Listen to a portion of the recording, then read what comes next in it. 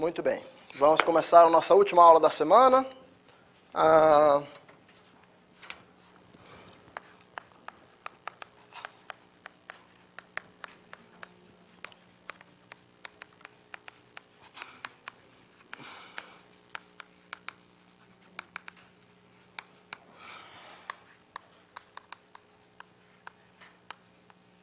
Hoje a nossa aula de número 6. Né? O título da aula é o seguinte: Teoremas métricos para distribuições. Né?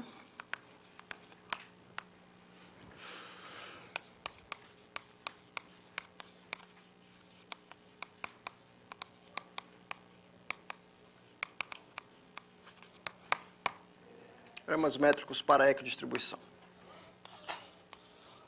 Tá? Alguém me disse que terça-feira da semana que vem é feriado aqui, né? Nossa. Que feriado é esse, sabe, Matheus? E aí, como vocês se sentem em mover a data, a aula de terça-feira? Para a segunda ou para a sexta?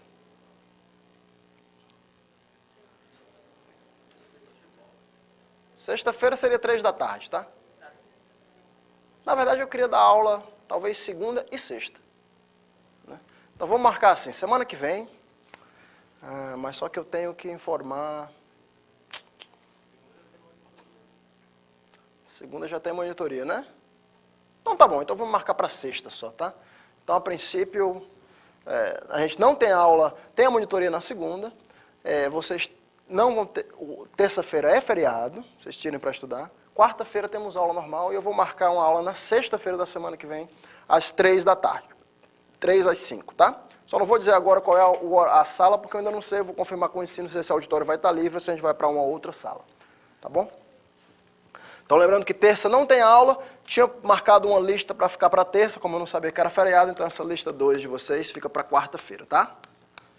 Fica para quarta, qual é o dia? 21, né?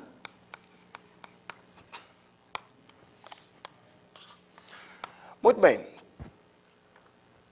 Hoje é a nossa última aula falando sobre equidistribuição e aproximação de sequências módulo 1, tá?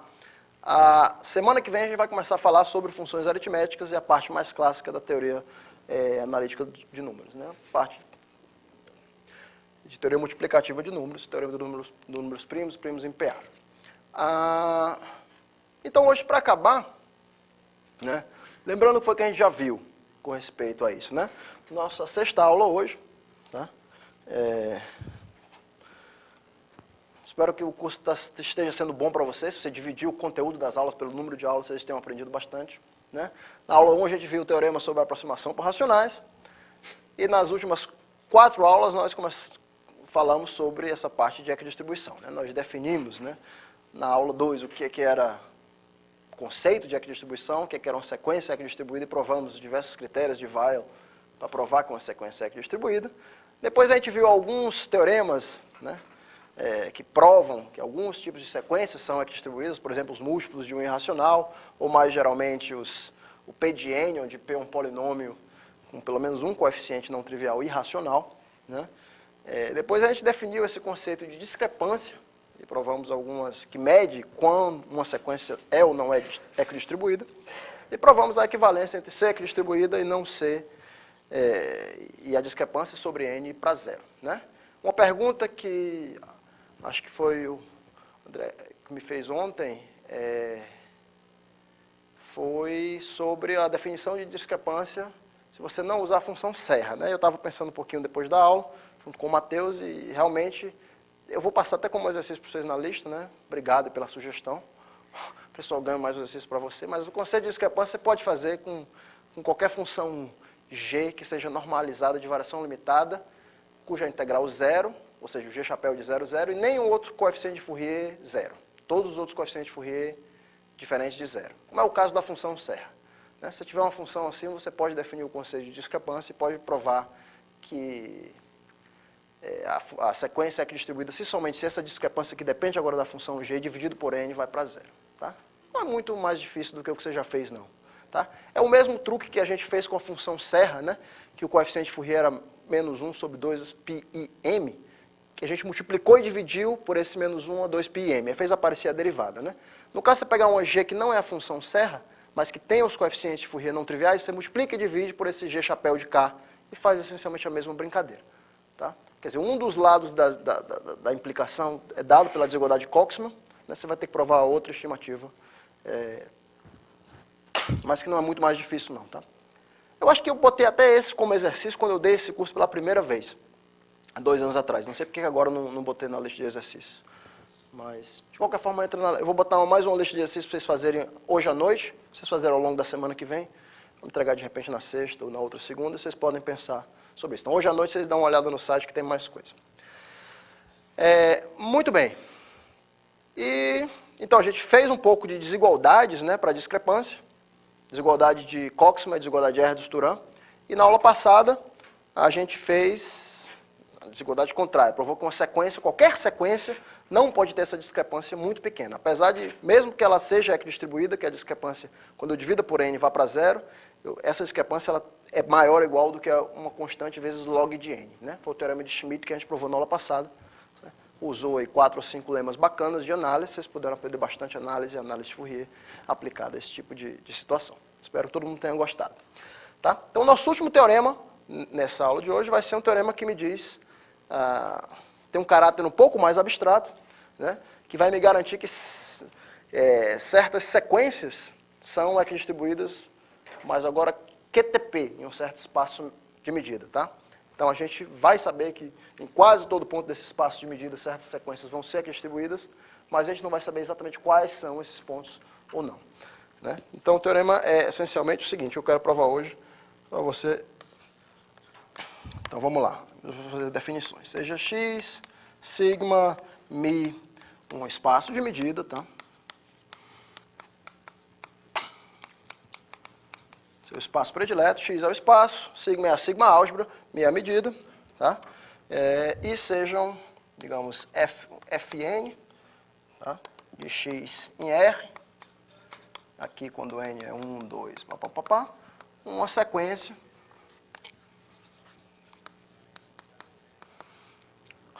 de funções mensuráveis.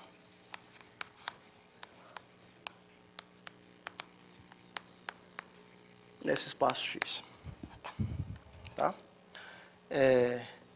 Então, a gente quer provar, nosso objetivo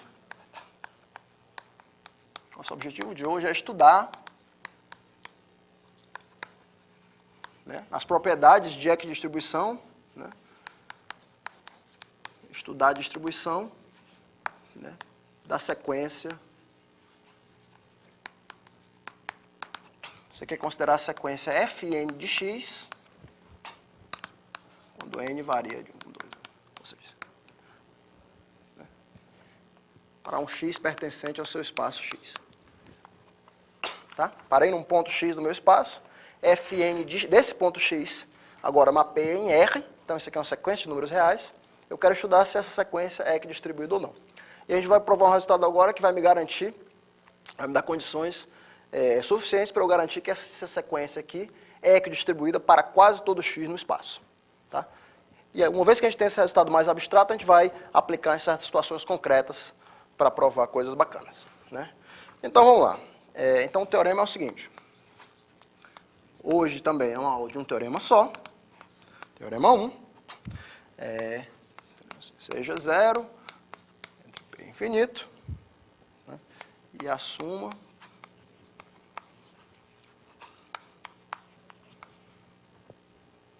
que para cada inteiro m maior do que zero, temos o seguinte, que a soma, deixa eu botar aqui, quando nzão vai de 1 até infinito, nzão menos p menos 1, vezes a integral em x.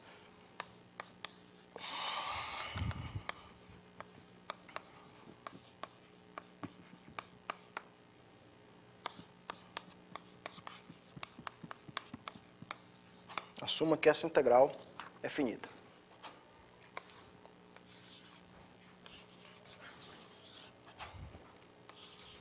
Tá? Assuma que para algum P entre 0 e infinito, né, essa soma, quando n varia de 1 até infinito, de n elevado a menos P menos 1, vezes essa integral, a norma da soma de vai elevado a P, dmi de x, é menor do que infinito. Né? Então, a conclusão é que para mi QTP, para mi quase todo ponto x pertencente a x, a sequência Fn de x, quando n vai de 1 até infinito, é equidistribuída.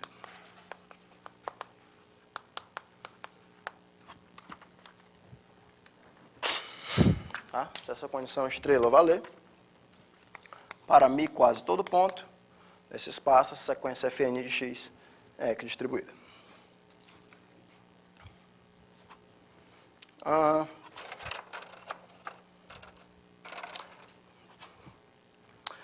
Vamos pensar um pouquinho. O que eu quero fazer? Se eu quero fazer aplicações antes, ou queremos fazer a prova desse teorema? Vamos fazer aplicações desse negócio antes de passar para a prova. Deixa eu fazer...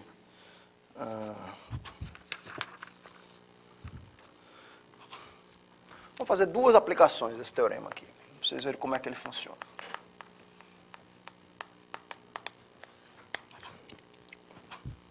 Aplicações. Então, vamos botar aqui o meu corolário 2. Assuma que o teorema está provado.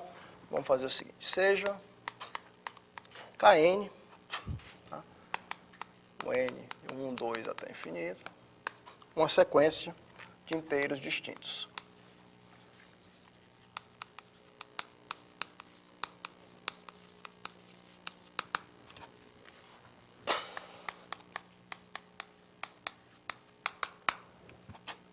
Tá? Então,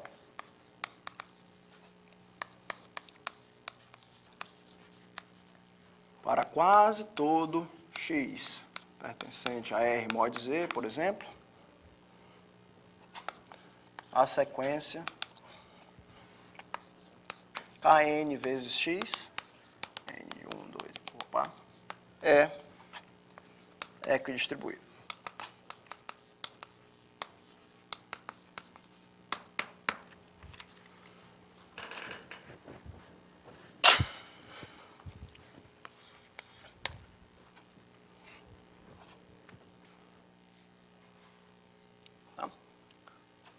Então, você vai usar esse... Vamos provar esse resultado aqui.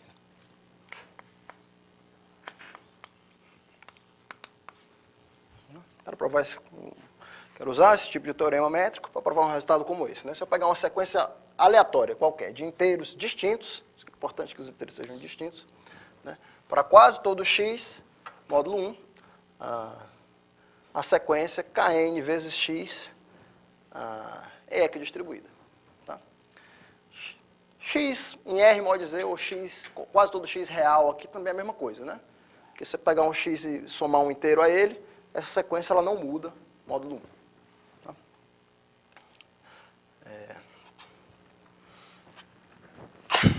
Tá? Então, por exemplo, a gente sabe que se eu pegar a sequência Kn igual a N, né? A sequência Kn igual a N, eu sei, por exemplo, que para todo irracional essa sequência é equidistribuída, já provei isso. Portanto, quase todo x, a sequência seria equidistribuída. Você não prova isso. Mas aqui, o legal é que você não precisa pegar Kn em qualquer sequência de inteiros, em qualquer ordem que você quiser, desde que sejam inteiros distintos. Tá?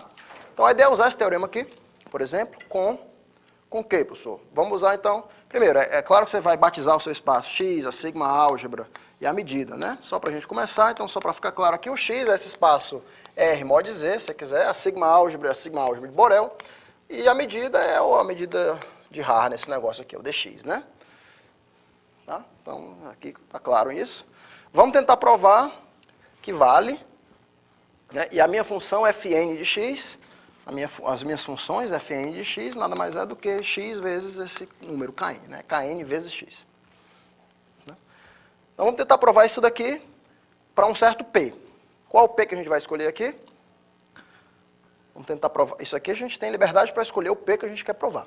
Né? Isso é uma das vantagens de ter esse teorema. Então, vamos provar com P igual a Pegou a 2. Pegou a 2, sempre é uma boa escolha, porque aqui a gente tem um quadrado. Quando a gente tem um quadrado, o normal quadrado é o cara vezes o conjugado. Né? Então vamos ver por que a soma de n de 1 até infinito, de n elevado a menos 3, né? É menos p menos 1, vezes a integral em r módulo z dessa soma aqui, né? É knx ao quadrado, n de 1 até nzão, dx, por que isso aqui é finito? Gostaria de analisar essa soma aqui. Tá? Então, é só ver que isso daqui é igual à soma de n de 1 até infinito, n a menos 3. Né? Aqui você tem duas maneiras para fazer, a maneira errada e a maneira certa. A maneira errada é você estimar isso, porque eu quero só provar que isso aqui é menor que infinito. Eu só preciso provar que é menor do que infinito. Né? Então, a maneira errada de você fazer é estimar essa soma aqui, ela é menor ou igual que quanto? Essa soma é menor ou igual do que n. Vocês concordam? Em módulo, né? Então aqui eu tenho n quadrado, professor, não funciona não. N quadrado integral, n quadrado com n menos 3 dá a soma de n menos 1, não dá errado isso aqui. Então essa é a maneira errada de você fazer, estimar essa soma aqui, né? Dizer que ela é menor do que n ao quadrado. Qual a maneira certa de fazer? A maneira certa de fazer é usar o teorema de Plancherel, exatamente, porque isso aqui é uma norma L2, né? Dessa função. Né?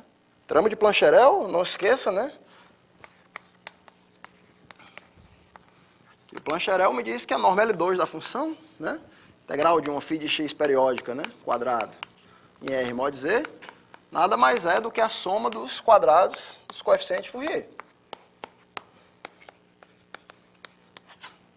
Né? Isso é o que o Plancherel me diz. Então, aqui eu estou pegando a norma L2 de uma função φ, a norma L2 é a soma dos quadrados dos coeficientes de Fourier. Quem são os coeficientes de Fourier dessa função? Bem, já está escrito aqui, né? O que está escrito aqui é a própria expansão de Fourier dessa função, né? Cada coeficiente de Fourier é 1. E cada coeficiente de Fourier é 1 exatamente porque esses Kn aqui são inteiros distintos. Né? Se esses Kn não fossem inteiros distintos, aí eu poderia ter um overlap aqui, né? Mas como o Kn eu estou supondo são distintos, então isso aqui é uma expansão que tem nzão coeficiente de Fourier e cada um deles é 1. Né? Portanto, essa soma aqui é exatamente igual a soma dos quadrados, que é n. Né? Soma de 1 ao quadrado, de 1 até n. Né? E, obviamente, então, isso daqui é a soma de nzão de 1 até infinito, 1 sobre n ao quadrado, que é finita. Pronto, acabou. Certo?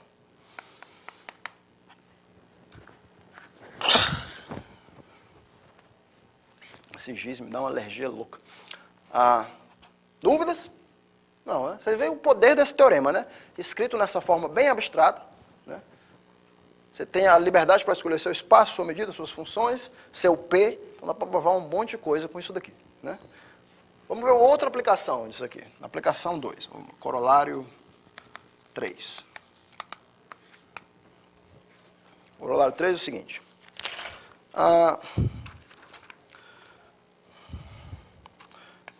Esse é interessante. Para quase todo x real, para quase todo x maior do que 1, a sequência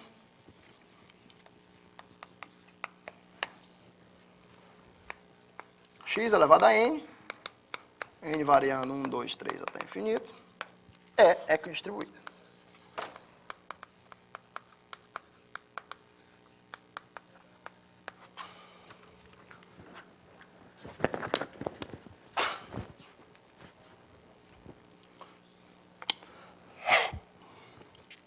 Para quase todo real, x maior do que 1, a sequência das potências de x é equidistribuída. Obviamente, esse resultado não vale para x menor ou igual que 1, de 0 a 1, porque se for igual a 1, obviamente a sequência é constante, se for menor do que 1, a sequência se acumula no zero. Tá? Mas para quase todo x maior do que 1, a sequência é equidistribuída. Vamos provar isso daí. Observe que a gente tem um resultado QTP, mas a gente de fato não pode dizer nada sobre a maioria dos números. Né? Então, se eu pegar, por exemplo, π elevado a n, quero saber se isso aqui é equidistribuído ou não, isso é um problema em aberto. Né? Um valor em particular não se sabe, mas eu sei que é verdade para quase todo ponto.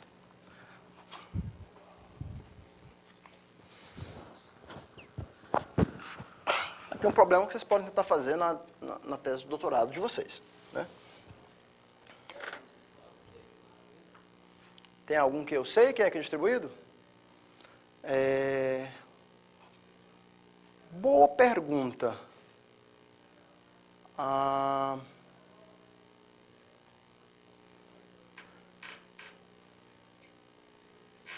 Eu não sei. Eu, Emanuel, né? Mas talvez saiba-se, né? O que a gente sabe talvez é provar que alguns caras não são equidistribuídos, como a gente viu, por exemplo, o raiz de 5 mais 1 sobre 2, né?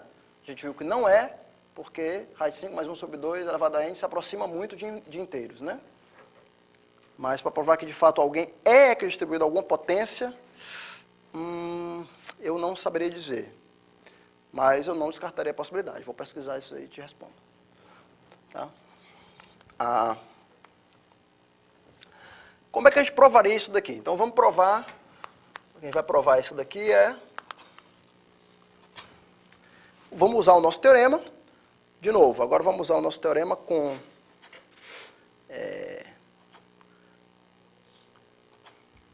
Agora eu vou usar o nosso teorema pegando o x.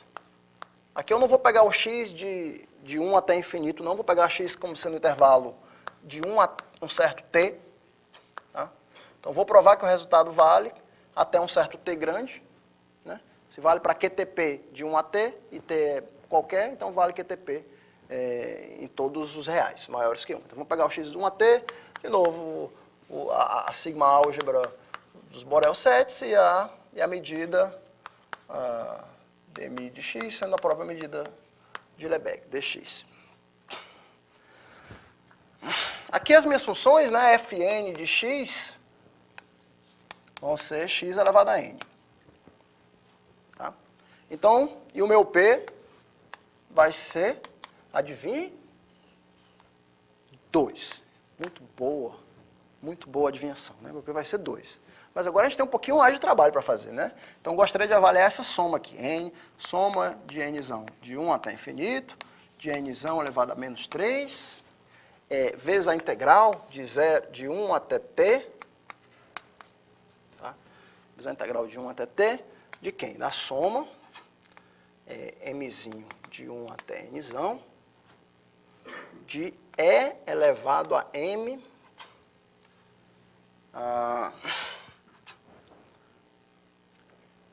x a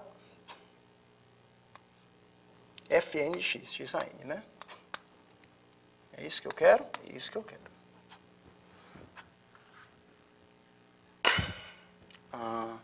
Não, desculpa.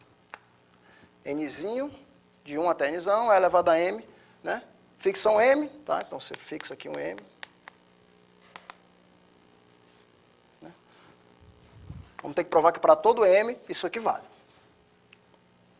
Na verdade, eu até esqueci o m aqui, né? Na verdade, era para ter um m aqui, tá? Que não muda nada na nossa prova que a gente fez ali. Então, para todo m, eu teria que avaliar essa soma aqui, dx, gostaria de provar que isso aqui é finito. Não sei ainda provar isso. Né? Então, vamos fazer daqui... Está explicado por que a gente usou o 2 aqui, né? Então, vamos fazer isso. Pela primeira vez, a gente pega essa integral de 1 até t, e a gente usa, então, que um quadrado de uma soma é só pegar o cara e multiplicar pelo conjugado. Né? Então, esse quadrado aqui vai virar duas somas, né? Uma soma com n1 variando de 1 até nzão, e com n2 variando de 1 até nzão, dele vezes o conjugado. Então, vai ficar e elevado a mx n1 menos mx n2. Vocês concordam com isso? Né? A primeira soma é e elevado a mx n1 e a segunda soma é e elevado a mx n2 barra. Né? O barra passa para dentro, barra. O e elevado a alguém, a barra passa para dentro da exponencial como menos, né? Porque essa exponencial é elevada a 2π alguém. Aí é só multiplicar todos os termos vezes todos os termos, né? Então fica mx n1 menos mx n2, onde n1 e n2 variam de 1 até n. Dx. Muito bem. Então agora, isso aqui é uma função limitada por 1, soma finita, e a integral de 1 até t, obviamente eu posso trocar a soma com a integral. Não poderia trocar, a princípio não, se fosse a integral de 1 até infinito. Né? Eu teria que provar alguma estimativa mais. Mas daí é interessante para a gente truncar e fazer só a soma de 1 até t. Né? Então, primeiro de tudo, a gente troca, soma de 1 até infinito, n a menos 3, e aqui fica essas somas, n1 e n2, de quem? Da integral de 1 até t, de e elevado a m xn1 menos m xn2.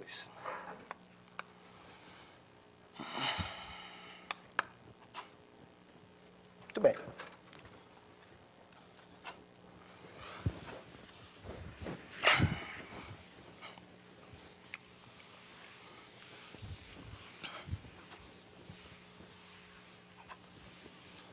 E agora, hein, gente? Como é que a gente faz? Como é que a gente estima isso daqui? Tem que ter alguma maneira de estimar isso daqui. Dx, né? A maneira esperta da gente estimar isso daí talvez seja o seguinte, né? Eu vou precisar aqui, no meio dessa prova aqui, fazer um resultado auxiliar. Né? Como é que eu estimo? Então, vamos lá, lema.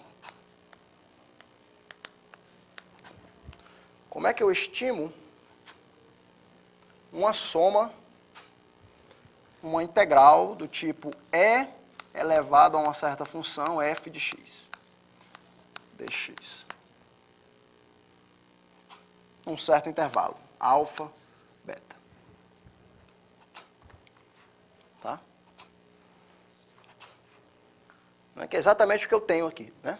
É elevado a alguma coisa, um certo intervalo. Você podia, de novo, fazer a estimativa trivial, né? Limitar todo mundo isso aqui por 1. Mas você já viu que se limitar todo mundo isso aqui por 1, não vai convergir. Então, você precisa fazer alguma coisa melhor do que o trivial. Tá? Fazer o trivial, qualquer um faz, né?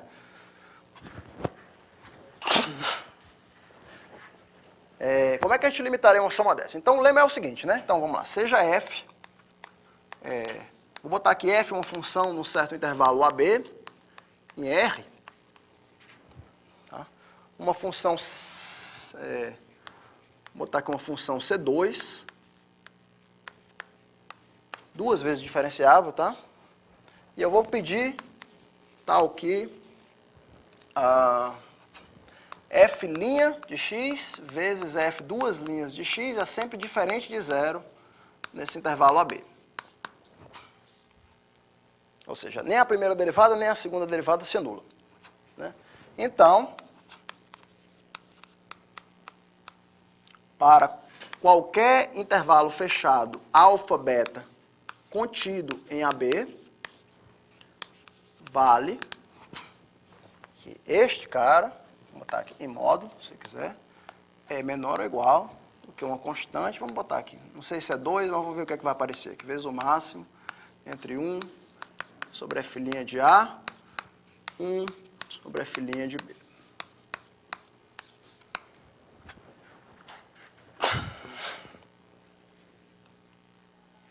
Tá?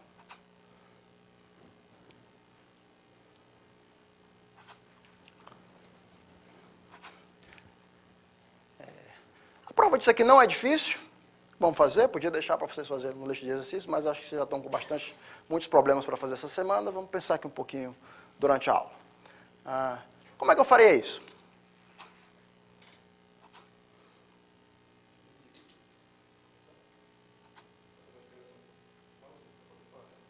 Integração por partes, né?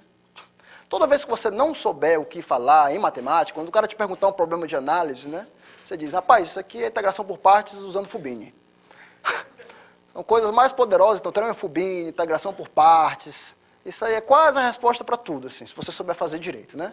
Então, os grandes problemas de análise é sempre você justificar a troca de um integral, é você justificar a troca de um limite com um integral, então essas coisas que vocês acham que são muito básicas, né? Convergência dominada, convergência monótona, essas coisas são ferramentas que você vai usar a vida inteira, tá?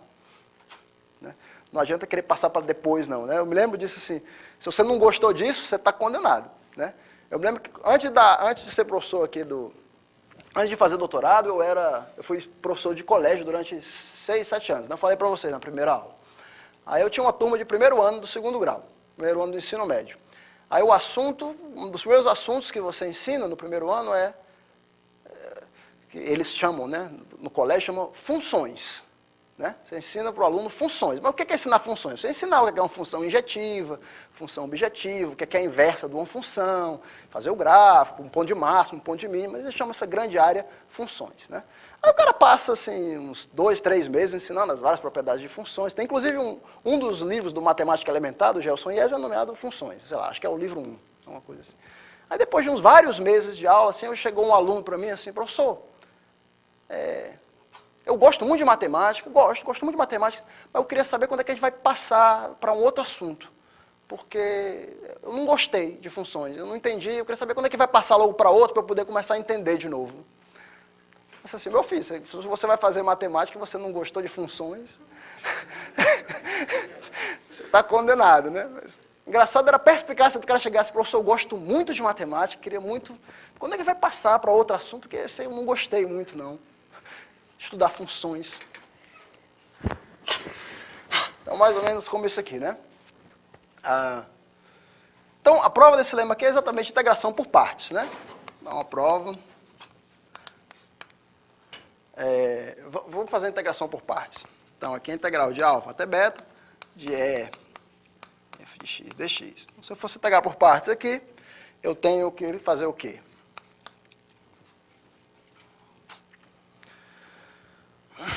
Vamos lá, multiplicar em cima e embaixo.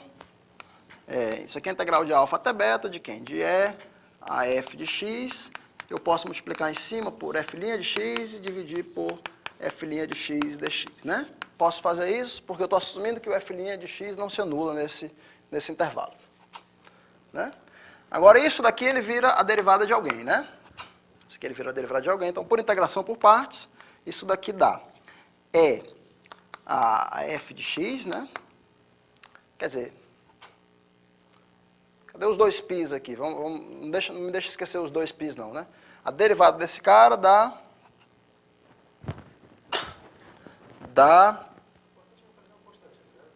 Pois é, mas vamos ver se a gente encontra essa constante direitinho aqui, né? Não que vai importar, mas só para ficar bonitinho. A derivada desse cara aqui dá E elevado a fx, 2πi, né? Então, isso aqui sobre 2πi. A derivada desse cara agora dá isso. Né? Vezes 1 sobre f' de x. Tá? Então, essas aqui são as duas funções, avaliado de alfa até beta. Né? Menos, tá? Menos aí esse cara, a integral de alfa até beta, de f de x, sobre 2πi, se você quiser, vezes a derivada desse, derivada de 1 sobre f', derivada de f' menos 1, que dá f duas linhas de x, f' de x ao quadrado. Menos, né? Esse menos fica mais aqui. Então, isso aqui é a integração. Então, pronto, isso aqui é a integração por partes.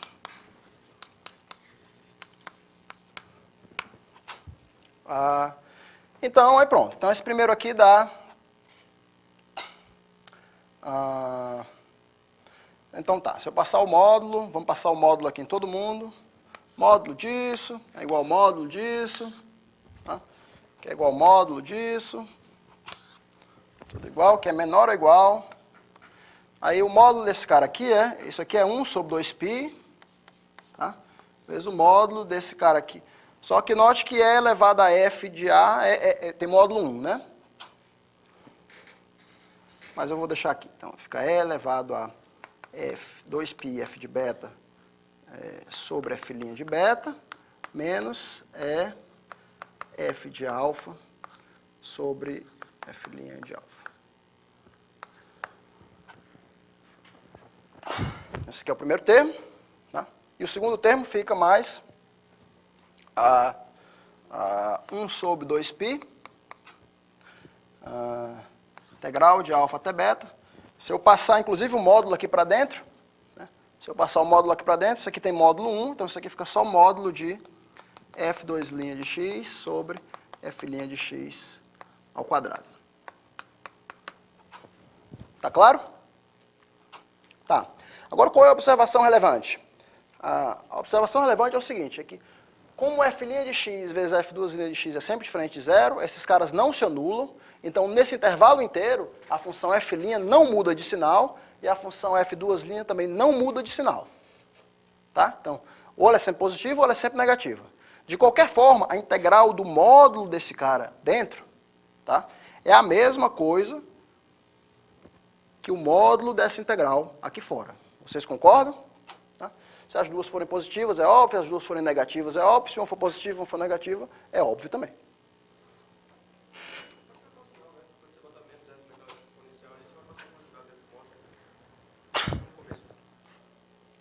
Para cá?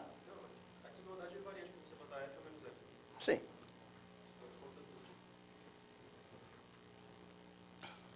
Você pode trocar o sinal. Mas menos f, f de menos x, é isso que você quer dizer, né? F de menos x você pode trocar o sinal, né? Você trocaria o intervalo também, né? Mas não faz diferença. De qualquer forma, vale. O que você está falando está correto. Né? Você poderia supor sempre pejoraridade que elas têm o mesmo sinal.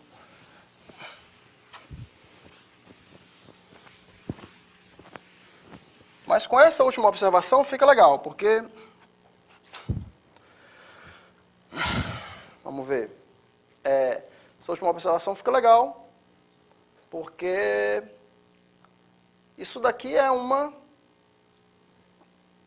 Isso aqui é uma derivada. Eu posso usar direto o teorema fundamental do cálculo aqui.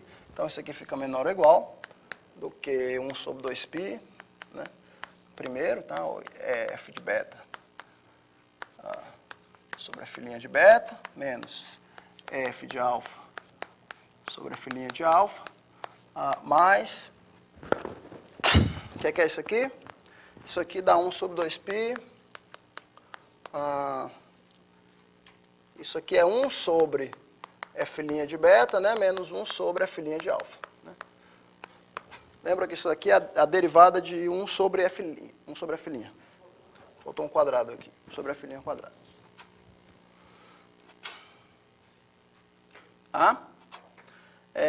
Pronto. Então, agora acabei. Acabei ou não acabei?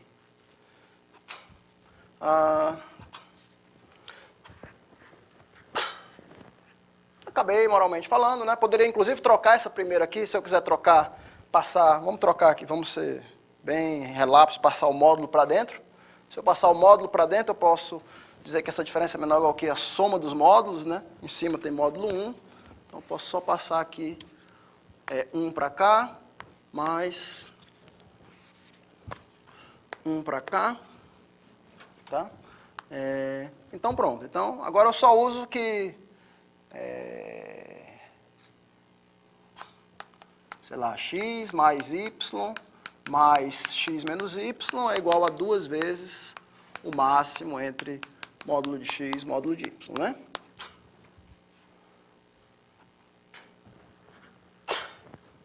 Isso é verdade? Isso é verdade, né?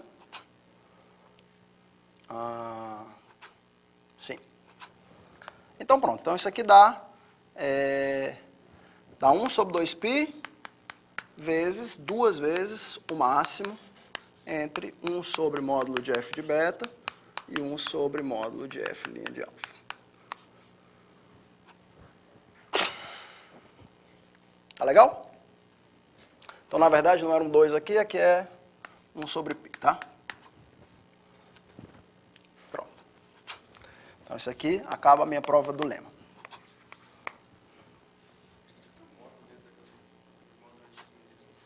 Aqui.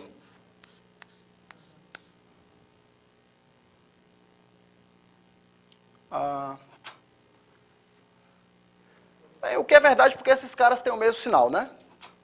Como esses caras têm o mesmo sinal, se isso te agrada mais, também funciona, tá? Não vamos brigar por isso. O que é um módulo entre amigos, né? Muito bem. Então, provamos o resultado então, com sobre π. Então, vamos usar esse lema, né? Esse lema aqui, vamos usar esse lema para o nosso caso, tá? No nosso caso, eu quero integrar de 1 até t. Essa minha função aqui então vamos lá. Em nosso caso, A minha função é f de x igual a E elevado a m xn1 menos m xn2. É elevado a 2πi vezes isso, né? Então, quem é o f', nesse caso? Eu tenho que primeiro testar, né? Que f' de x é... Vamos ver quem diabo que é isso aí. Se quiser escrever da forma... Ficar mais fácil, talvez, de ver. 2πi m xn1 menos... Hã?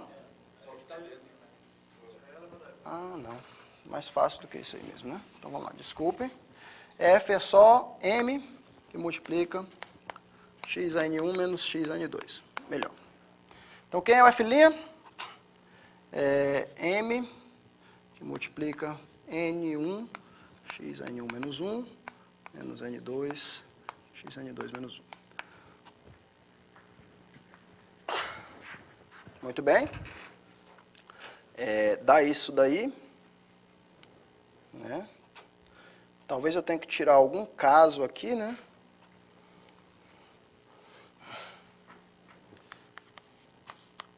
Isso aqui é claro que não é zero. Tá? Então você tem que provar primeiro que isso daqui é diferente de zero, né? Para a x pertencente a esse intervalo 1t.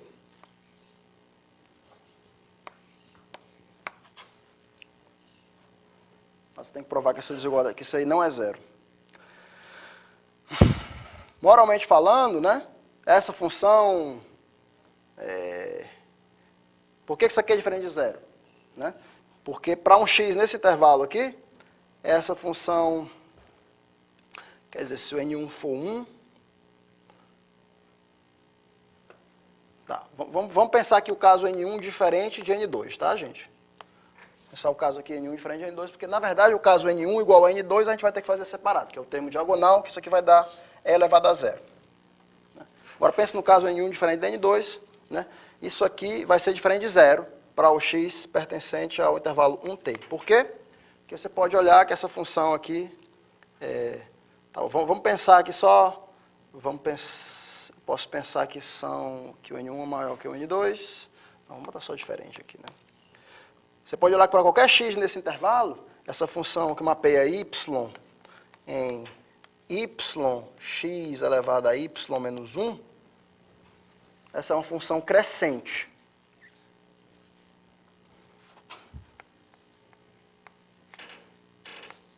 Essa função cresce para um x parado. Tá? Isso é verdade? É claro que é verdade, né? Porque se o x está parado, x é pelo menos 1. Tá? Se o x for 1, é claro que cresce, que é a função da y. Né? Se o x for maior do que 1, se o y cresce, eu estou multiplicando por y e estou elevando a y menos 1. Também estou aumentando o meu expoente. Tá? Então essa função obviamente cresce. Né? Esses dois caras aqui têm que ser diferentes. Tá claro? Então essa função não é zero. Isso aqui é uma função estritamente crescente.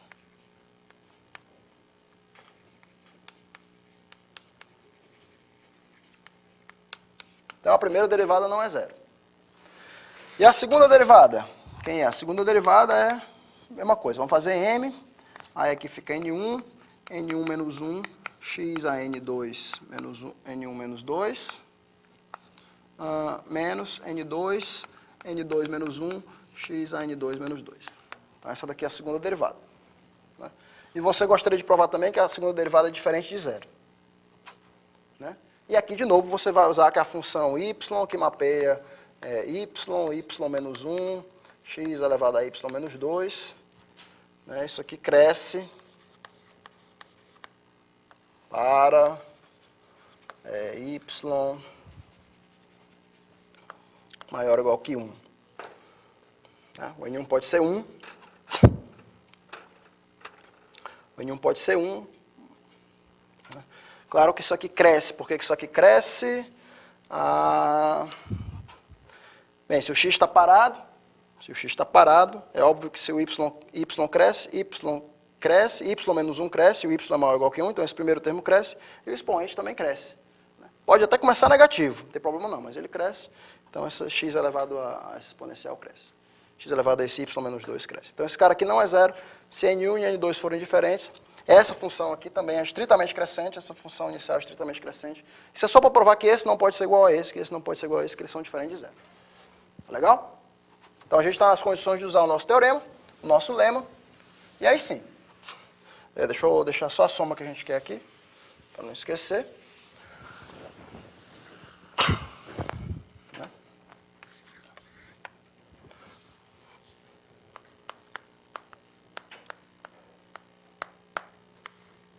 Então, pelo lema, o que é que eu tenho?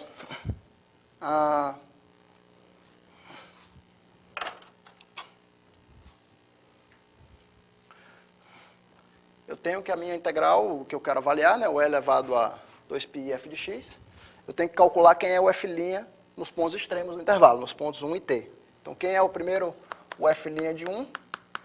O f' de 1 é m, que multiplica n1 menos n2, né? Não tem problema. E quem é o f' de t? O f' de t é m, que multiplica n1, t elevado a n1 menos 1, menos n2, que multiplica t elevado a n2 menos 1.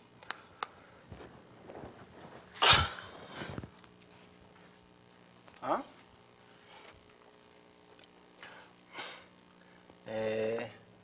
O que a gente pode fazer? Então, gostaria de concluir que 1 sobre módulo de f', 1 sobre módulo de f' de t, né, o máximo disso daqui, isso aqui é menor do que 1 sobre n1 menos n2. Esse menor pode depender de m também.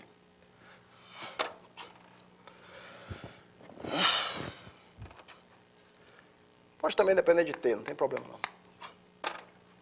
Gostaria de provar que isso é menor do que 1 sobre n1 menos n2. É claro que esse primeiro é 1 sobre n1 menos n2.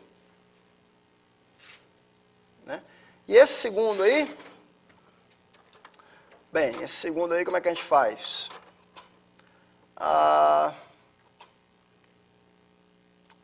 Se o t for muito grande, né?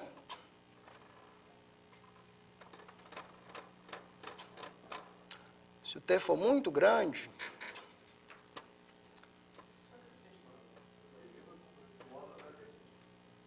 o módulo de f' é crescente?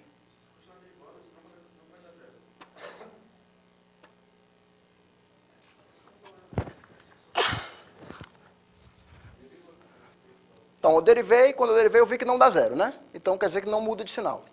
Mas depende do N1 e do N2, né? Vamos assumir que o N1 é maior do que o N2. Se o N1 for maior do que o N2, isso aqui é maior do que zero, isso aqui é maior do que zero também. Então, a função é crescente. Então, de fato, esse cara aqui é maior do que esse. Então, 1 sobre esse cara aqui ganha, né? Por outro lado, se o N1 for menor do que o N2, isso aqui é negativo e isso aqui também é negativo, né? Esse cara ganha desse. Então, começa o negativo e a derivada, a F2' é negativa, então eu decresço. Né? Quando eu passar o módulo, então, o módulo sempre cresce, né? Então, esse módulo aqui é maior ou igual que o módulo desse, portanto, 1 sobre o módulo primeiro é o maior. Né? Então, o máximo desses dois caras aqui é igual a 1 sobre f' de 1. Tá? Por essas considerações aqui. Que a gente sabe que é menor ou igual que isso daqui. Legal? Obrigado. Então, pronto. Então, era essa a estimativa que a gente queria para poder avaliar essa soma aqui. Né? Isso aqui a gente está estimando essa integral aqui. Ó.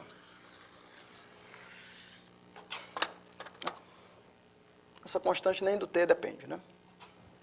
Depende do m. Então, a minha soma, né? Então, deixa eu só voltar para cá. Então, esse cara aqui, deixa eu só circular aqui. Esse cara aqui é o máximo. Né? Essa soma aqui, se você quiser voltar para cá, ela fica, então, menor ou igual do que a soma nzão de 1 até infinito, nzão menos 3. O que é que eu faço com essa soma aqui, gente? Essa soma aqui eu vou dividir em duas partes, tá? Primeiro tem um termo diagonal. O termo diagonal é quando n1 é igual a n2, e eu tenho nzão desses caras. Então, fica nzão aqui na frente, tá? Cada um deles dá 1. Quer dizer, fica nzão vezes t. Tá? Então, vou botar um T aqui na frente, ninguém me maltrata por causa disso, né? Tem um Nzão aqui na frente, pode ter até um Mzinho aqui também. Um menor ou igual que um constante, que depende de Mzinho e Tzão. Então, aqui vai um Nzão para frente. E aí, depois fica a soma, agora em N1 de 1 até Nzão, e N2 de 1 até Nzão, só que N1 diferente de N2, de quê? Dessa integral. Agora, a gente já viu que essa integral perde para esse cara. Muito bem. Vamos reescrever isso daqui, menor, dependendo de MT, N1 até infinito. Então, essa primeira parcela fica Nzão a menos 2, legal. E a segunda fica N1 infinito, fica N a menos 3, vezes essa soma dupla aqui, tá?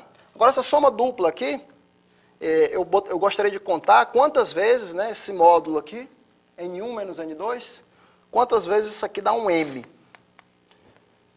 Isso aqui vai dar um M, vai dar um K, e esse K vai ser no mínimo 1, e no máximo Nzão menos 1, né? Então, aqui vai ficar 1 sobre K. Agora, quantos pares N1 N2 entre 1 e Nzão e diferentes são tais que a diferença dá K?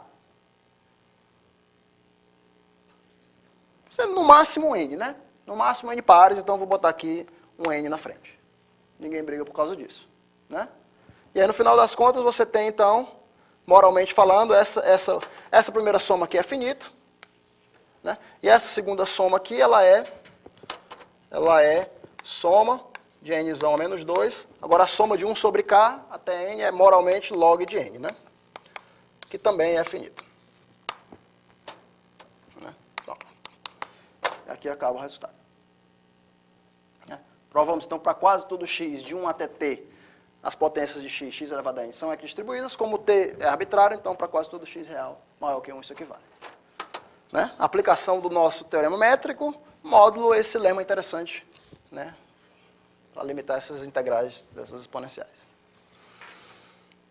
Eu acho bacana essa aplicação. Dúvidas? Tranquilo? Então, só nos resta provar este teorema. Dá um tempinho para vocês copiarem aí, daí a gente apaga e vai. 6 horas, meia hora a gente faz, 40 minutos. Aí vamos todo mundo para casa feliz. Posso apagar? O que é que tu fala sempre? Tu não está nem copiando, meu irmão. Eu pergunto, posso apagar? O Matheus fala, pode, né?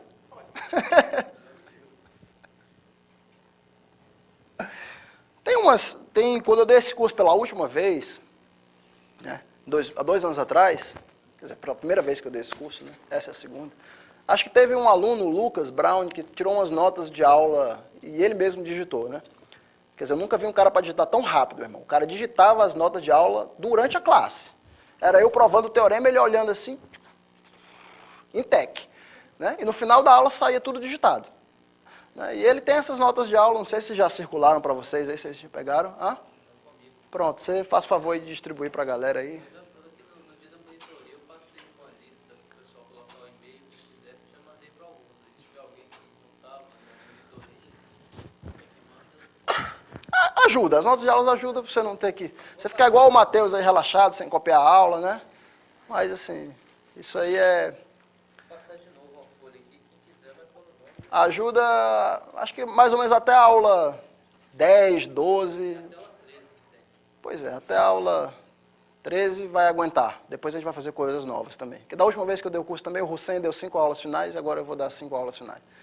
Então vai mudar um pouquinho. Eu não sei porque que o Lucas não digitou as aulas do Hussein também. Ele não estava mais não participando. Em algum momento eu acho que ele ficou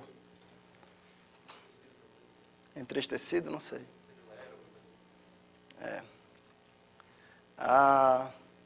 Mas enfim, eu estou fazendo algumas coisas diferentes aqui. Acho que da última vez que eu dei o curso eu não falei nada sobre essas desigualdades de R do Turan. Não confiem que é igual não, porque às vezes é um pouquinho diferente, tá? Muito bem, deixa eu apagar aqui.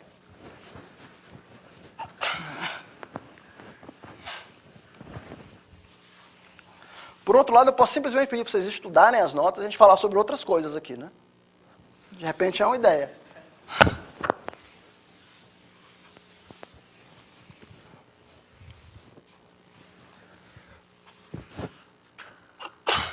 Então vamos lá, vamos provar o lema. Deixa eu ver o que eu preciso agora para fazer a prova desse teorema. Desculpa. A prova desse teorema tem um lema para a gente fazer antes. Então vamos lá, lema para provar o teorema 1. E o lema é o seguinte, tá? Seja a n uma sequência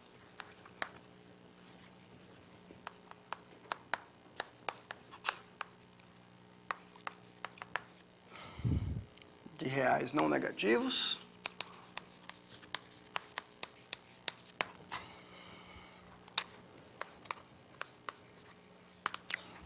tal que a soma n de 1 até infinito de A de n sobre n converge. Tá? Então,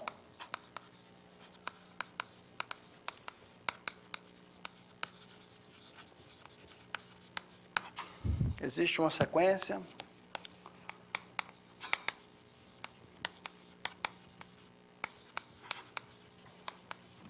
estritamente crescente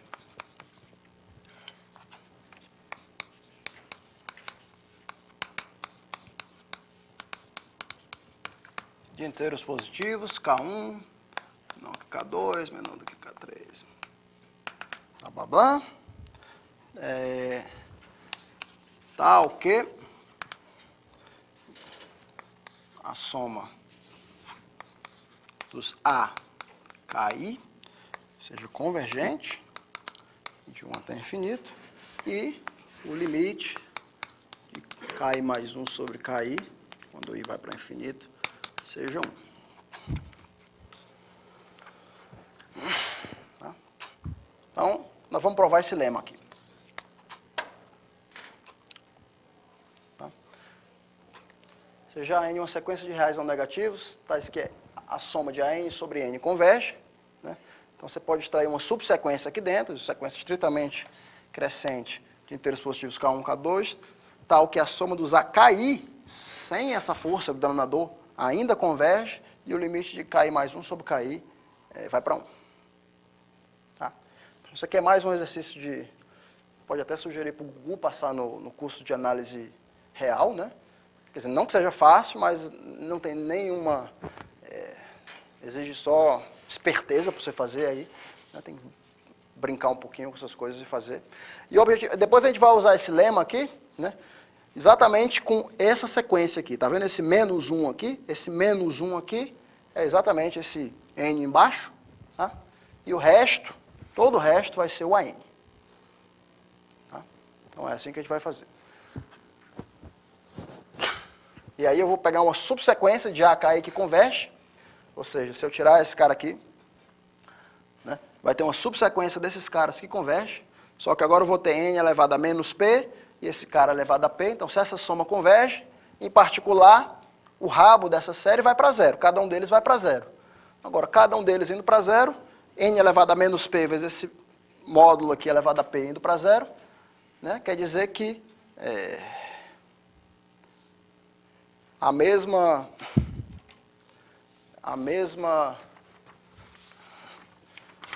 coisa vale sem o p, tá? Ou seja, se x elevado a p vai para zero, porque o x vai para zero, e aí você começa a aparecer exatamente os termos da soma de Weyl.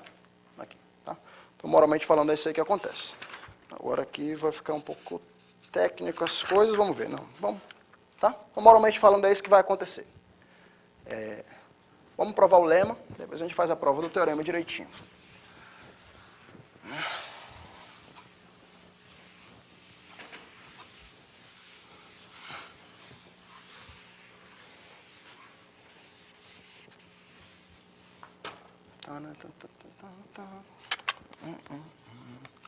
Prova desse lema.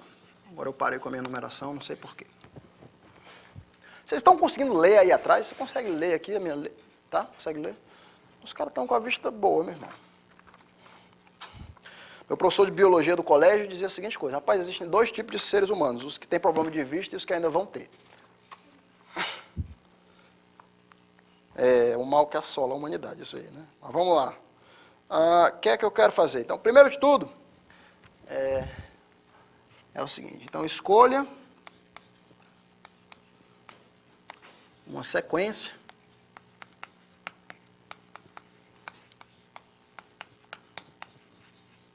de reais positivos, tá? E essa sequência aqui eu vou chamar B1, B2, B3, assim por diante. Tá? E o que é que eu vou pedir dessa minha sequência dos Bs? Tal que duas coisas acontecem. Primeiro, é que essa sequência vai para infinito. Limite de Bn quando a gente vai para infinito é infinito. E que a soma de AN vezes Bn sobre N continua finita. Tá? Então, esse é o primeiro passo da prova. Você começa com a sequência de AN, de modo que AN sobre N, essa soma converge. Primeira coisa, você provar que você ainda pode squeeze in, né? Você ainda pode botar ali dentro uma sequência Bn, de modo que quando você multiplicar cada um desses caras por esse Bn aqui, com Bn indo para infinito, né? Esse negócio aí ainda converge, tá? A prova disso daqui não é difícil, tá? Deixa até para vocês fazerem como exercício isso aqui. Né? O que você pode fazer é o seguinte, você pode simplesmente escolher, como essa soma converge, a partir de um certo momento, né, cada termo dela é menor do que 1/2, por exemplo. Né? Aí você para nesse ponto onde cada termo é menor do que 1/2, os primeiros BIs você bota igual a 1, por exemplo. Né? Aí, a partir de um certo momento, cada um desses termos vai ficar menor do que 1/4. Aí, desse momento, entre 1/2 e 1/4, você bota cada BI igual a 2. Né? Então, a partir do momento vai ficar menor do que 1 sobre 2AK. Né? Então, nesse intervalo de 1 sobre 2AK menos 1 vezes 1 sobre 2AK, você bota os BIs igual a K. Né? Então, você vai ficar com a soma, em vez de ficar com a soma de potência de 2, 1 sobre 2AK, você vai ficar com a soma, moralmente falando, sei lá, K sobre 2AK. Uma coisa assim. E aí você pode brincar um pouquinho com isso.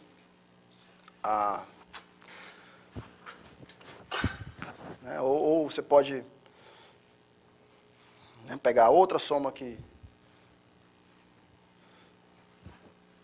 converge. Né? Você pode pegar os termos que são da ordem de 1 sobre 2AK e, de repente, sei lá, multiplicar todo mundo por...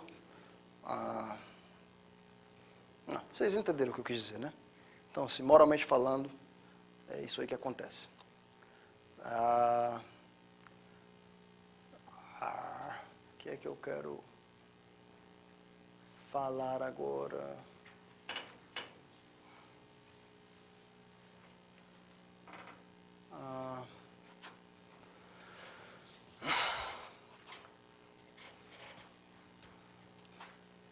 Peraí, deixa eu pensar um pouco aqui. Apagar ali.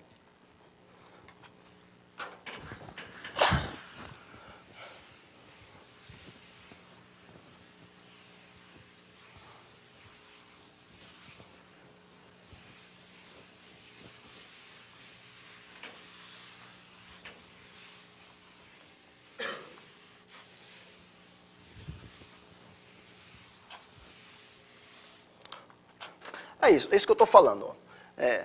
Essa soma aqui, ela converge, tá? Essa soma aqui converge, então, vamos dizer que ela converge para um limite 100. Tá? Só dá a ideia moral para isso daqui. Essa soma converge para um limite 100, né? Então, você pega vários termos, soma de AN sobre N, até um certo Nzão 1, que dá 99. Né? Beleza. Aí depois você pega a soma do N1zão até o N2, o resto só falta 1 agora, né? Aí você pega do N1 até o N1zão 2, que dá 1/2. Depois, você pega do N2 até um N3, que dá 1/4. Né? E aí depois, você pega aqui de um certo NK até um NK mais 1, que dá 1 sobre 2AK. Né? Em cada um desses termos, você multiplica aqui por 1, beta 1, até o Nzão 1 igual a 1.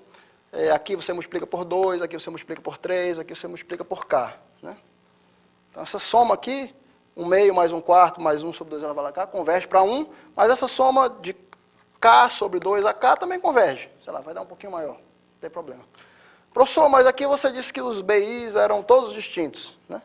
Não tem problema. Aqui tem vários BIs que são iguais a 1, aqui vários são iguais a 2, você bota 1 mais epsilon em cada um, faz um pouquinho crescente aqui, um pouquinho crescente aqui, um pouquinho crescente aqui, de modo que vá no máximo entre 2 e 4, entre 3 e 6, entre K e 2K, então você perde mais um 2 aqui, se você quiser. Argumento de análise na reta, você faz isso aí. Muito bem. Exercício de graça para vocês fazerem em casa. Tá, então, comece escolhendo essa sequência BN. Vamos ver se vocês acreditam nisso daí.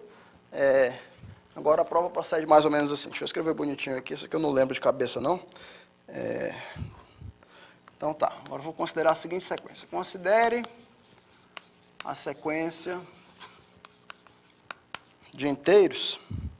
Vai ser o seguinte. 1 é igual à sequência L1, que é menor do que o L2, que é menor do que o L3, assim por diante. Tá? De inteiros, uma sequência estritamente crescente de inteiros, tá? Dada por.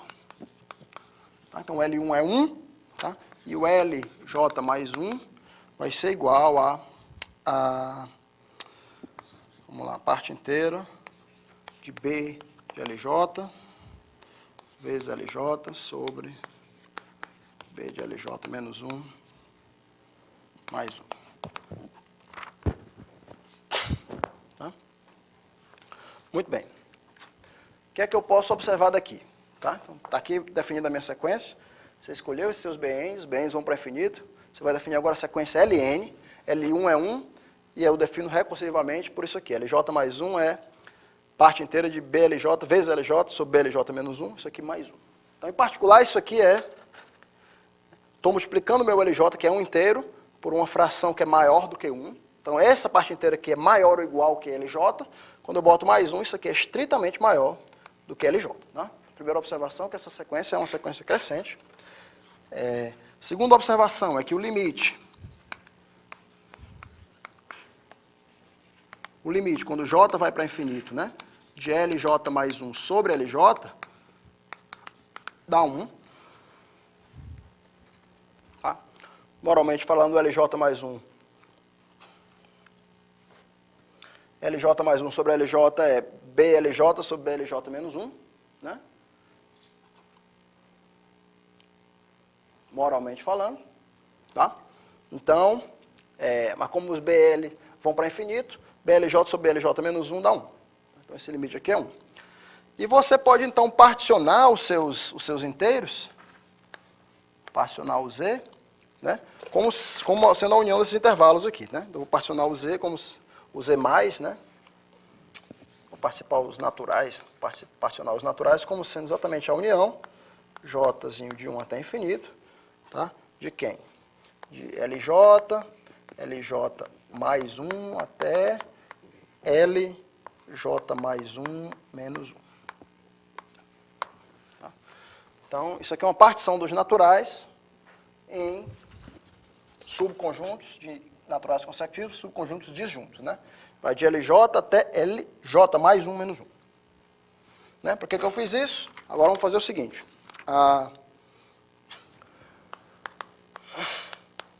Escolha um KJ, tá?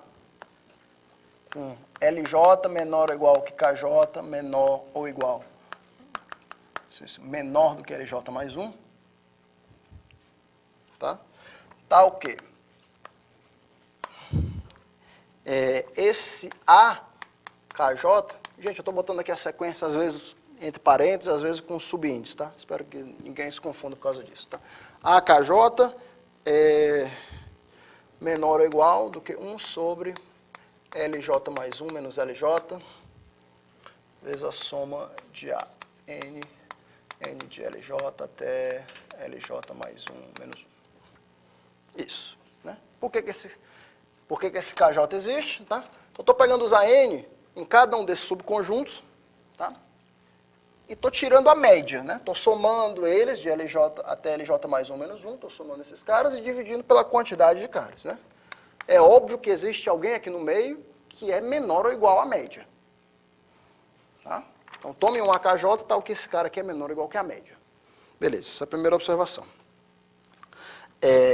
Nossa afirmação é que essa sequência de KJs é a sequência que você está buscando. Tá? Então, essa sequência KJ funciona.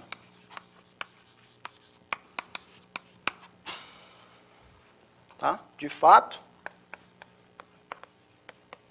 vamos ver o que ela funciona, né? Primeira coisa, eu gostaria de ver que o limite de KJ mais 1 sobre KJ, quando o J vai para infinito, isso aqui vai para 1. Por que isso é verdade? Bem, porque o KJ está entre LJ mais 1 e LJ. Né? E o KJ mais 1 está entre LJ mais 1 e LJ mais 2.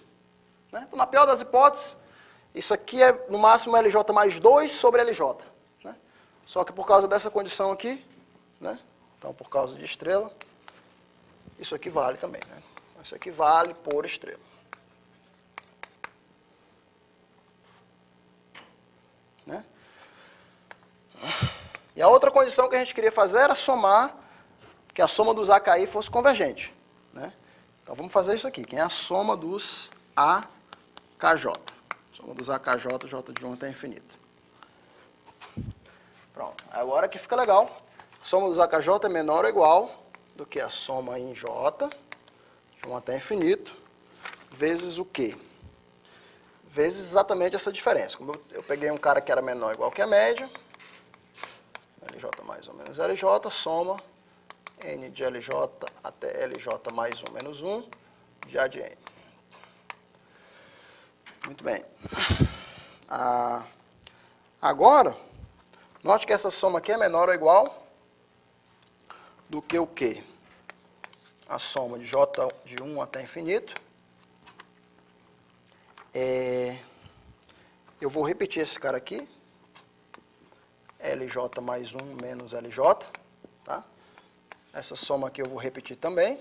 LJ até LJ mais 1 menos 1. Só que agora eu vou introduzir a soma que eu gosto, que é o AN sobre N. A soma inicial que eu tenho que é convergente. Tá? Então, dividir aqui por N, né? O N aqui está variando de Lzinho J até LJ mais 1 menos 1.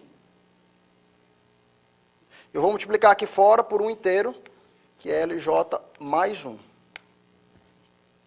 Né? Então, isso aqui ficou menor ou igual, porque o LJ mais 1 é sempre maior ou igual do que o N. O N aqui, né? Esse intervalo.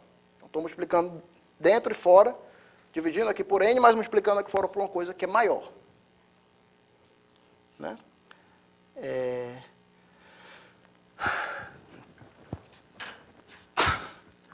Então, pronto. Agora vamos só tentar estimar quem é esse cara aqui, né? Vamos tentar ver da minha definição. Deixa eu do jeito que está definido aqui. Eu preciso de um espacinho para fazer isso. Né? Deixa eu fazer nesse espacinho aqui. O LJ mais 1, parte inteira de um número, é maior ou igual do que o número menos 1. Né? Então, esse LJ mais 1 é maior ou igual do que esse número, BLJ, LJ sobre BLJ menos 1. Esse número menos 1 mais 1. Né? Então, só esse número aqui. Então, isso aqui implica, vamos passar tudo para lá, fica BLJ, que multiplica LJ mais 1, menos LJ mais 1, maior ou igual do que BLJ sobre LJ. Isso aqui implica que BLJ, se eu passar para cá, fica maior ou igual do que LJ mais 1, dividido por LJ mais 1 menos LJ. Então, esse cara que aparece aqui, perde para o BLJ. E essa soma aqui dentro, eu repito.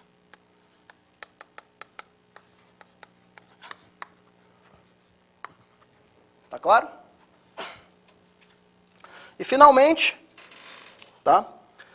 O BLJ é uma sequência... BLJ é uma sequência crescente. Né? Como o BLJ é uma sequência crescente, tá? Eu posso...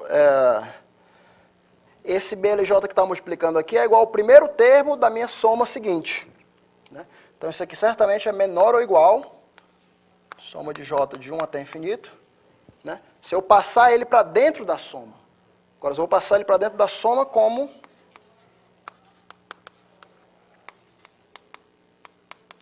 Vou passar ele para dentro da soma como AN, como BN.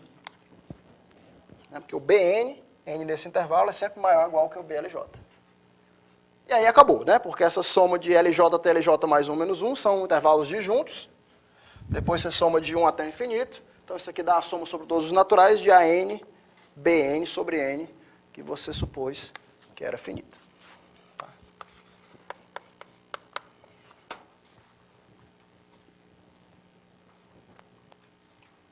Legal?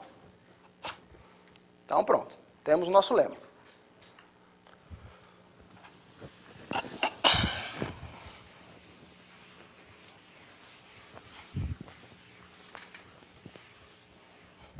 Vamos ver se agora, se com esse lema na mão, se com a dica que ele nos dá, a gente consegue provar o teorema. Para a gente ir para casa feliz. O que foi?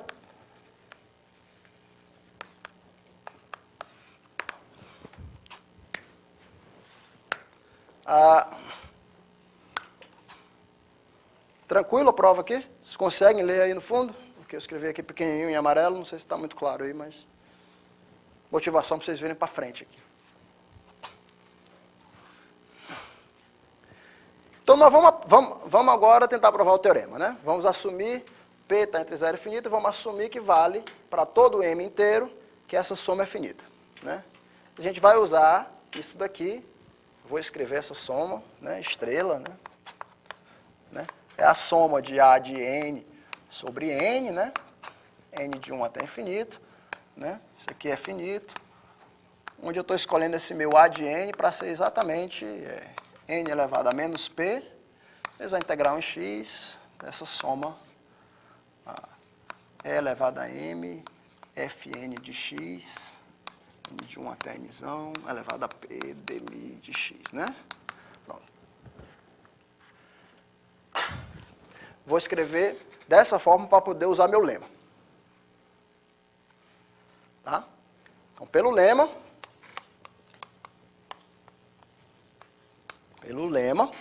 existe essa sequência legal de KIs, né? Existem K1 menor do que K2, menor do que papapá, né? De modo que a soma dos AKIs seja ainda finita, né? Soma de 1 até infinito. E o limite de KI mais 1 sobre KI seja 1. Vai para infinito. Agora vamos reescrever o que é isso. O que é a soma dos AKI ser finita? É a soma de 1 até infinito de quem? O AKI, ou seja, KI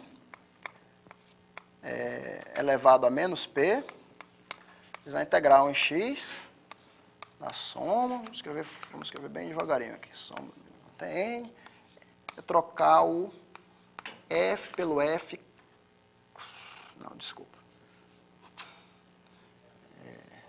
Só o Nzão. KI, MFN de x elevado a P de x.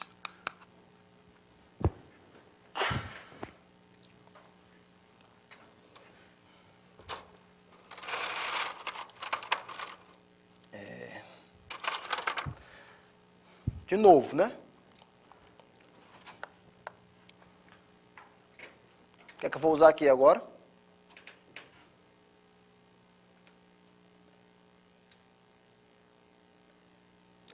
Tenho tudo positivo aqui, vou usar o teorema de Fubini, né? Troque as somas sem medo de ser feliz. Né? Então aqui eu vou trocar, então isso aqui implica que a integral em x, né? De quem? Da soma, e de 1 até infinito, KI a menos P, tá?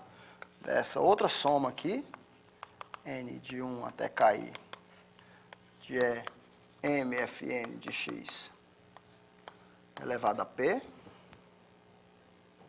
né? Que esse negócio aqui dmi de x é finito.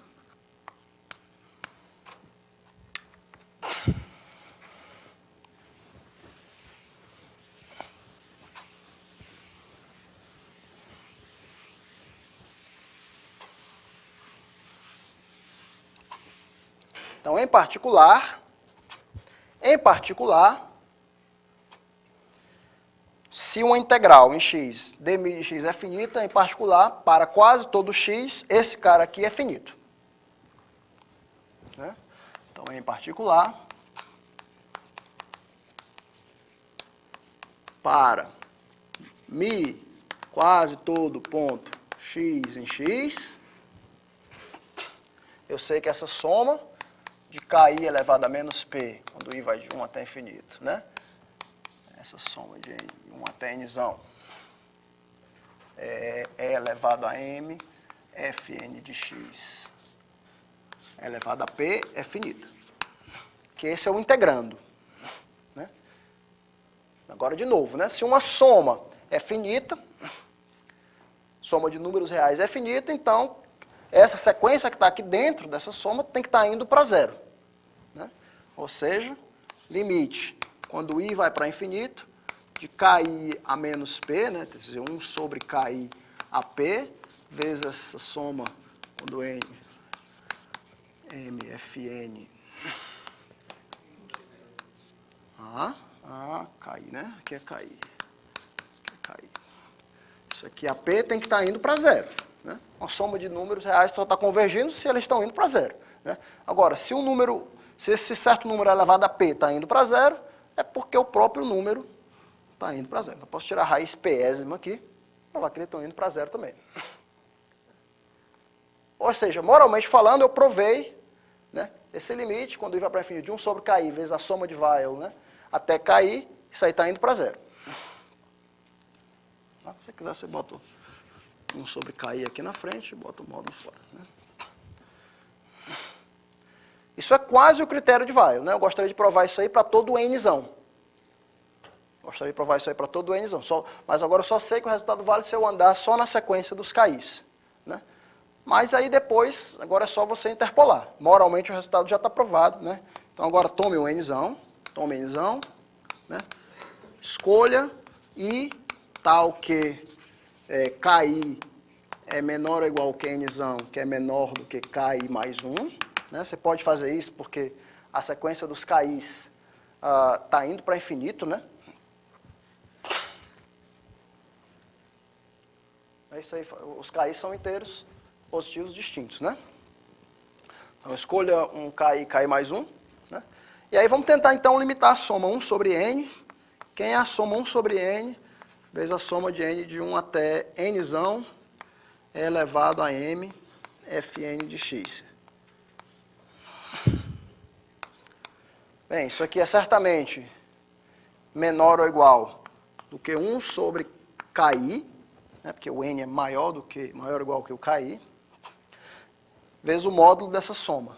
Aí o módulo dessa soma eu somo até ki e jogo o resto para fora. Então aqui eu fico com a soma n de 1 até ki, de e elevado a m, fn de x, e o resto eu jogo fora. Eu jogo fora como? Jogo fora da maneira mais trivial possível. Jogo fora trocando cada exponencial por 1. São quantos exponenciais que eu jogo fora no máximo? Ki mais 1 menos ki. Né? Então fica aqui ki mais 1 menos ki. Lembra que eu estou dividindo 1 sobre ki na frente. Tá? Aí pronto. Então esse negócio aqui eu sei que vai para zero, quando i vai para infinito. Né? E eu sei também que agora que esse negócio aqui vai para zero, quando i vai para infinito. Por quê? Exatamente, porque o limite de ki mais 1 sobre ki é 1. Então é aqui que entra essa condição. E isso encerra a prova. Então, está provado que para todo n, quando n vai para infinito, o limite disso daqui vai para zero. Né? Como o mzinho no começo era arbitrário, está provado o critério de Weyl, está provado que essa sequência aqui é equidistribuída. Em que pontos? Bem, essa sequência aqui só é equidistribuída nesses pontos aqui, né? nos micTP pontos, onde essa soma aqui era finita. Tá? Então, para cada mzinho fixo, você retira um conjunto. Então, na verdade, aqui para cada m, a gente retirou, né? Retiramos um conjunto EM de medida zero, né? Com medida de EM igual a zero. Tá. Na verdade, então, o que você tem que fazer? Você tem que, então, pegar a união desses conjuntos EM para todo M inteiro. Mas a união de numerável conjunto de medida zero tem medida zero. Então, você chama de essa união, que tem medida zero, no complementar. Isso aqui vale para todo M, isso aqui vale, ela é equidistribuída nesse complementar. Tá? Isso encerra a prova desse teorema. Acabamos cedo hoje, deixar vocês irem para casa mais cedo, né? Espero que vocês tenham gostado dessa parte de equidistribuição. Divirtam-se aí ao longo dos próximos dias do feriado, fazendo um pouco desses exercícios. Tem muitos exercícios bacanas, eu acho que se vocês assistirem de novo essas 5, 6 aulas e fizerem todos esses exercícios, façam as soluções bem bonitinhas, escritas, guardem para vocês, é um material legal para quando vocês um dia forem dar esse curso, acho que fica bem interessante. Muito bem, senhores, nos vemos de novo então na quarta-feira e vamos começar a falar um pouco sobre funções aritméticas, né?